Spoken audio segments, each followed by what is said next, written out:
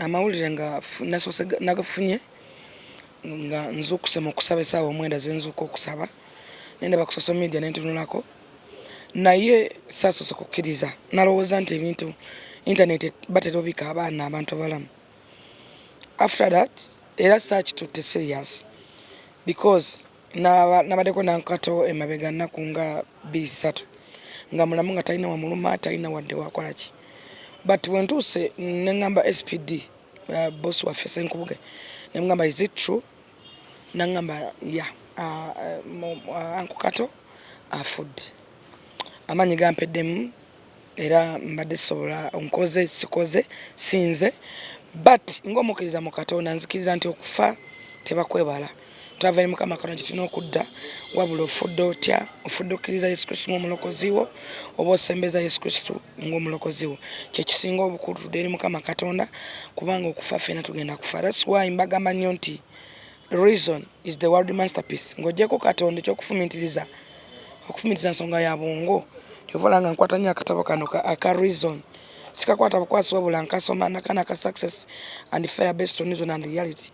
Mu bulamu bwo buli muntu lwakuvaako ofuna challenges. Uncle Kato tafudde masasi ate nga naye abadde omu ku bantu aboogezi abadde wa TikTok abadde live test abadde free man ng'ayogera ensonga ye nga ye bw'ajuulira. Omanyi ffe tugamba nti bw'oyimira ku mazima n'osigala ng'oliko omu naye nga mazima ye avaayo n'akola analysis ye nga bw'alabye ensonga era n'agiwunzika nga bw'agirabye oba asitandinze yekka n'asigala yekka.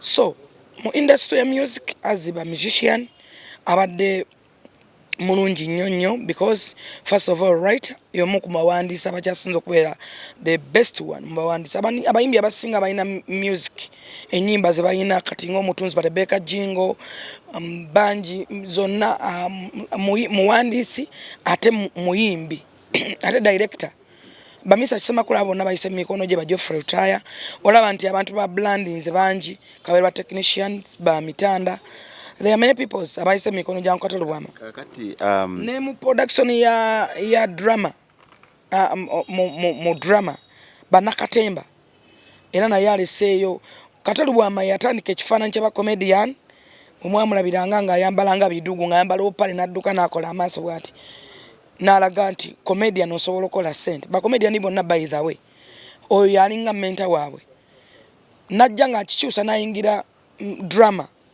drama kwe kuzannya emizannyo ate n'abeera musician so ate n'ayingira parliament n'abeera mubaka wa parliament owa Lubaga kwegamba nti ebyokulabirako bingi talina replacement. Nga gwe omuntu abeera nnyo ku social media nga mwogera recently twakaviirwako Isima kati ne Kato Lubwama tugenzeeko kiki mugenda okumisinga ku internet kyetugenda okumisinga era Isima okuvaawo kwa Isima buli muntu akiraba nti internet ebowa olw'ensonga nti Isima kati nga nze afumitira ensonga lwaki kugamba nti success and based on reason and reality nsengejjamu byenjogera ate wabeerawo oluusi kyesirumbagana buli kaseera twongera okweza obujja ffe nga ffe abalokole kati nze ndi mukkiriza mu Katonda Uncle Kato yabadde musamize era nga gamba nze ndi musamize Isima yali musajja mutabliiki era nga yagamba nti mutabliiki kati tulina energy n'enzikiriza mu Katonda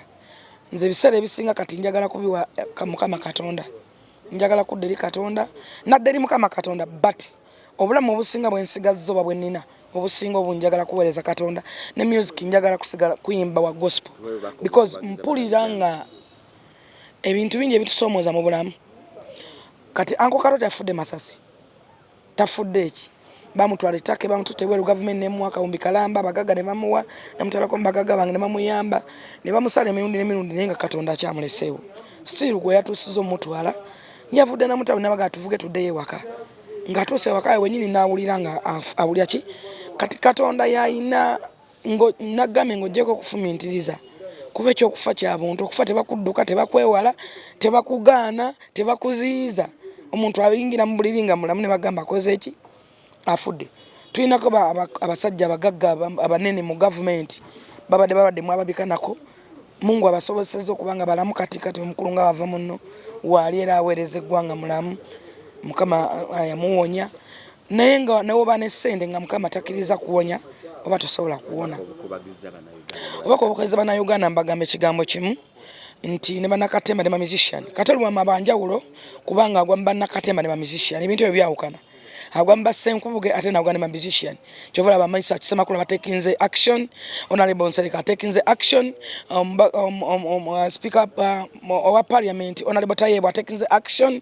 Kwegamba ebyo byonna obubaka obukubagiza eggwanga obulaba nti just tulina kusizinga fire lwa nsonga ki nti ebintu ebisinga Katonda byesigaliza tugenda kusigala nga tunyolwa nga tulumwa kuba tazikawo talina replacement but tulina okustandinga strong nga fe abakyalina obulamu naye nga mu byonna tulina kusembeza Mukama Katonda, tulina kufumintiriza nnyo, tulina kusooka tulina kufumintiriza nnyo nga bwe gamba nti reason as the world masterpiece mu buli kye tukola kye twogera kye tuzaako. Yes, tukosa abantu mu kwogera mu bikola ne mu ndowooza. Abantu bangi tubatta mu mind naawe osobola okutta noga kikazo kyanta masinga kifa oberose naye bw'otandika okufumintiriza ebyo byonna ogenda okola ki obejjamu. Abantu bangi tutandise okukyusa life yaffe, tutandise okulaba abantu twagala okuwangaala nabo kati mu bulamu bwe tulimu nti omuntu ono akugattako oba akutoolako. That's why olaba nti kati beesingana n'omusumba Bujingo, beesingana n'omugaga Miss Kigundu, beesinga n'abantu abasobola okusuukisa mindset yange. Abantu twetaaga just psychological abantu tuli balwadde mu mind. Yensonga kyo omugaga Miss Kigundu yavaayo n'awandika akatabo kano Reason as the World Masterpiece Success and Fire Based on Reason and Reality. Teyakawandika kufunamu ssente no. Era ye neoba tokaguza nesi ekikulu nti osomye otegedde kye yawandikamu. So obubaka bange obukubagiza nyongera bagamba nti tufumintiriza nnyo mu bye tukola, twagalane kubanga tewali ebbanja lye tulina Katonda yatuwa lya kwagalana. Tulabe nga tutwala eggwanga lyaffe maaso because buli muntu alina time ye. Twalowooleza muntu kufa because tulina right ku bulamu bwa muntu. Buli muntu alina akadde kaako okuva mu bulamu bwensi Mukama Katonda ke yamuteekerateekera. Ne bw'okaloota n'obeera mugagga n'obeera mwavu but sembeza Yesu Kristo ng'omulokozi wo osobola okuteekateeka obwakabaka bwa Katonda. Tweyanza abantu tebagala kikozesa muntu mukulu nga nze kugamba nti ali devastated nti ayuziddwa nti era amawulire gamukoze bubi. Naye nze nga Charles James Senkubuge amawulire g'ogenda kwa Kato Lubwama gankoze bubi nnyo. Waliwo yalwalira ennyo ne bamutwala ettake ne bamubika n'omubika. Singa yagenda era awo yandinumye kuba natandika omulaba nga mwana muto nga atandika okuzanya ne mugava endugwa ne bajja ne bazanya bulungi ne bakola combination empitirivu obulungi ne bazanya emizannyo nga bazanya bulungi. Eddoboozi lye ly'owulira yatandika ng'omuntu azannya omuntu. Twalina omusajja nga bamuyita Samson Kiseka yayogera nga aduula ng'ajerega. Kati yajja nkusejje nga kalenzi kato ng'eddoboozi ddene nga koogera nga Kiseka ng'abantu banyumirwa nnyo.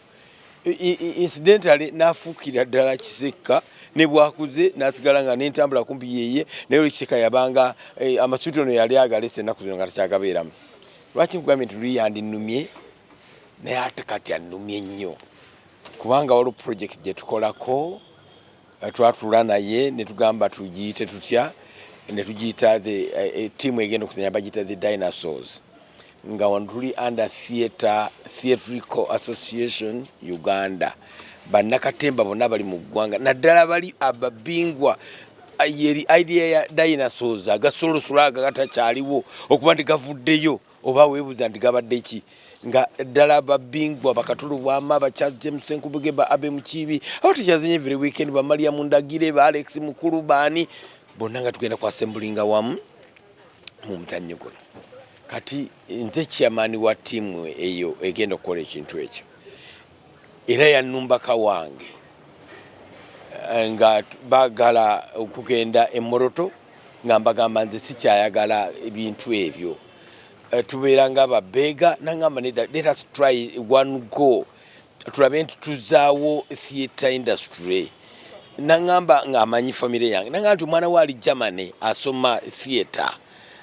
Abaana inspiring eggwanga lyonna bajje mu theatre nga yaggwawo dda sawa kiro sawa nyezi ekiro namatiza nembagamba okay njaba leadinga ogende wa Jerusalem Sale for a very long time abera mukwano gwange naye amanyi okumbulako and I don't complain, he's a general and kati yeyita is brother's keeper yakubye n'oluyimba tiyakuuma brother we his brother's keeper kati abera busy olusa akubulako kati awungizaako mununya simulaba nangamba tugende mu Roto Jerusalem nga bwakwagala tetuyinza tuuka mu Roto n'atatwaniriza era netusimbula netugende mu Roto olwawiriza message nga sitaziddamu olwawiriza message Jerusalem gamba we are in Moroto yaddamu kimu kyokka mufuuse bagenyi ba gavumenti mugende mountain Moroto kyemwagala okulya kyembamulya kyemwagala okunywa kyembamunywa naye nze nembagamba nze ndi mulokole temusaba omwenge wano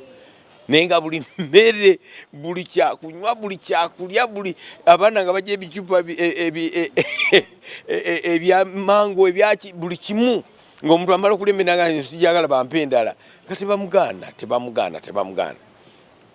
From that day lwajja eka he became more than a friend n'abikaminga brother wange bwe tubadde tuteesa bwe tubadde twogera ensonga za dinosaurs ensonga za show enegenda okubeerawo leero tubadde ne photoshoot nga tumaze okugitegeka bano baatisa abagenda okuzanya bonna tubawe transport bwati bano abagenda okukola bwati tubasasuleyo allowance bwe bati bano tugenda kukola bwe incidentally kati sente ziyinza kuvaayo ku account kubanga abadde signatory nga nange ndi signatory tezisobola kuvaayo ceasefire tubadde tutegeeza nti bikome ebyokwevuma olabye speaker Tayebu akyamwogeddeko ekyo kyenyini ethimu gye tubadde tuzanya nti abantu abevuma abantu balowooza ebirogano ceasefire balowooza ku masasi nti ekutokota kw'emmundu kukome nago gakome abasirikale abefudde ebbereja abakuba bannaabwe amasasi gakome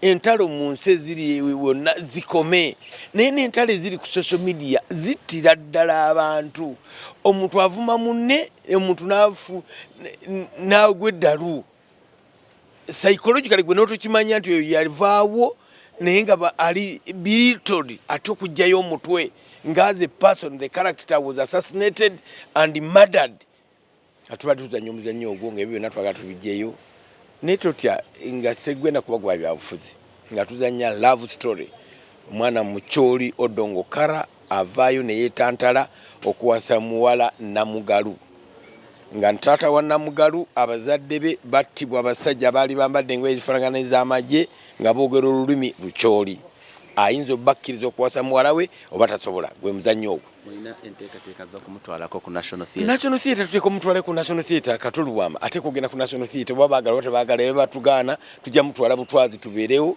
batuleetere poliisi naye tebasobola kugaana. Everybody Kato Lubwama badde amwagala nkiyongera nga simagaanako nti because emyaka gyamaze ku stage because abadde member wa parliament yaliko member wa parliament because of his TikTok antics yabadde most popular theatre artist mu Uganda. Nze mbadde ntambula naye buli lunaku ennaku zino nga tuli ku mulimu guno ogwa ceasefire muzannyo gugenda kubeera ku Serena ennaku z'omwezi 29 omwezi ogw'omusanvu nga tutambula naye nga tutuuka awantu ate nunange nga amaanyi ngeewulira naye nga tutuuka awantu ne batandaba nako nga balina Kato Lubwama ndowooza abantu babadde bamusiibula laavu gyendabye gye babadde bamulaga unbelievable Senkubuge atuuka atya nibwe tabawamulaba buli muntu nga kato babadde bamusiibula. It's very sad.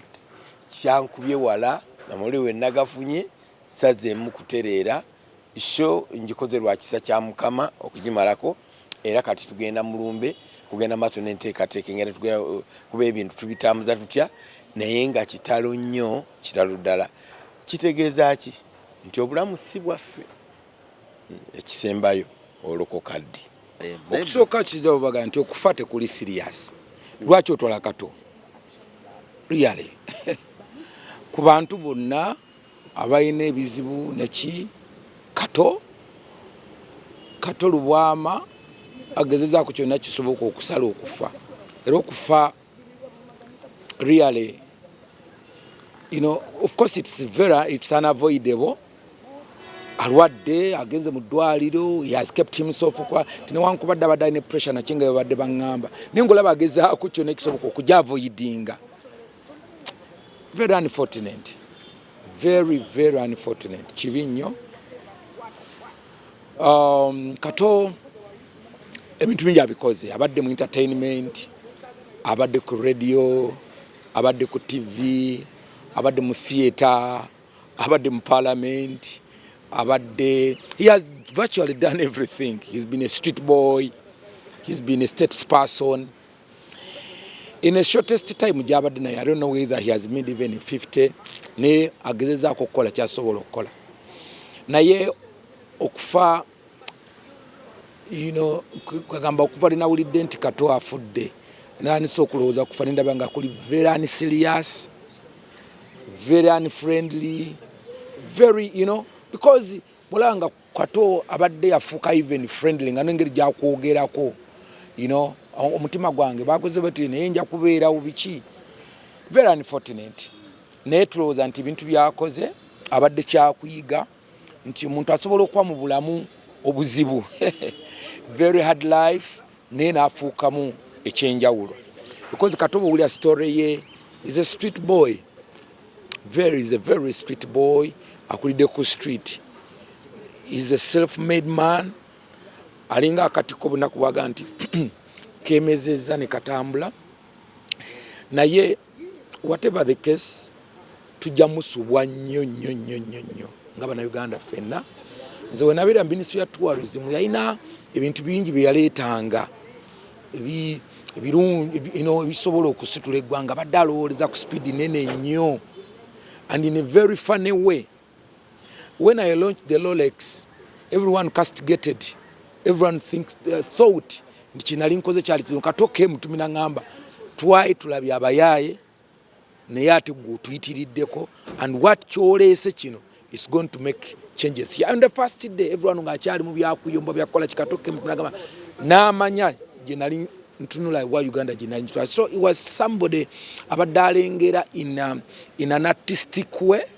Then it sees very fun agamba yes kino kisobola okukola. So tugenda kumumisinga nnyo. Kato okoze omulimu gwo, rest in peace. Amawulire ga kufa kwa Kato Lubwama gatuseko essaawa 7 gw'ekiro. So kyatukubye encuko y'amaanyi era twasitukiddemu paka nakati ku ssaawa eno tetunaba kwebaka kukuwumulako. So Kato yafudde bambi. Tuli mu kunyolwa nga industry, abadde mulungi mu buli kimu, wabula basobeza nammwe tusaba musonyiwe basobyeko kubanga oli ne badde avuma bibadde binyuma. Abadde mulungi mutuufu. Twanyoleddwa nnyo lwa musomesa waffe, abadde musomesa waffe kubanga abantu abasinga mu art wano bayiseeko mu mikono gye. Gwe ng'omuntu kiriwa kyogamba nze kino kyembadde mmanyiiko kuba kyeyankolera oba kyange kyeŋŋamba nti twamwerabira. Nze nayigira okuwandiika nakuyigira wa Kato Lubwama okuwandiika ennyimba nga tuleeta n'atutuuza naga mujje gwe jangu njagala topiki bweti n'owandiika oluyimba n'olumala. Era y'omu ku batuyigiriza okuyimba obulungi wadde ng'eddoboozi lye teribadde liri linnini kasuka, okuwandiika oluyimba n'okuzanya. Tujja bimumisingako nnyo abadde wa tabu. Enteekateeka bikyali mu nteeseganya naye nga ye babyogedde dda byabadde anyumye nnyo nabo nagaba yagamba ajja kumala wiiki namba nnaku 7 nga tannaziikibwa. So kyetukyaliko abe mukiibi ali obudde buno ali wali Boogedde omugenzi nga bwe tulinde ekigenda mu maaso. Enteekateeka yonna tulabe weenaaba naye nga mitawaana nnyo, kitalo ddala kya muzeeyi waffe. Tuyanze mwami Charles James Senkubuge n'abatulaba ku Soul TV. Of course abantu bangi abali wano mu maka gano, ndabyeko n'omwami Majambere, ndabyeko omwami Haruna Mubiru, ndabyeko Josephat Seguya n'abantu balala bangi abali mu maka gano. Of course ebisingako tujja kubanga tuyibatuusako mu mawulire gaffe, naye nga eyo yembeera akitegeddeko nti yalaama alina okuzikibwa oluvannyuma lw'ennaku 7 era nga kye bagenda okubanga bagoberera. Munzikirize nsobole okubanga mbazaayo mu studio ate banaffe abali mu bitundu ebirala batubuulire ebigudde mu bifo ebirala, naye nga mu Uganda naddala mu kisaawe kya ba artist abaguddemu